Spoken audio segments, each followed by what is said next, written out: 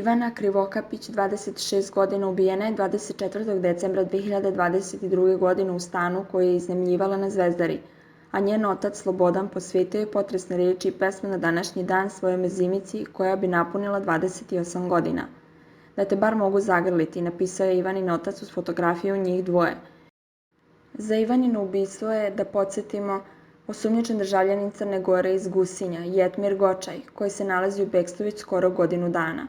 Kako se sumnja, Ivana je pozvala Jetmira u svoj stan kobne večeri kao svog prijatelja, sa kojim je išla na planinarenje, kog je poznavala i verovala mu. Međutim, iz još nepoznatih razloga Jetmir je devojku ugušio i njeno beživotno telo zaključao u stanu.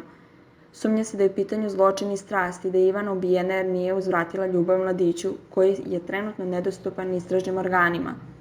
Tek kada on bude uhvaćen i ispitan, motiv ubistva će biti mnogo jasniji, podsjeća izvor. Inače, Jetmir je danima nakon zločina objavljivao fotografije na kojima je sa Ivanom i pisao kako mu nedostaje.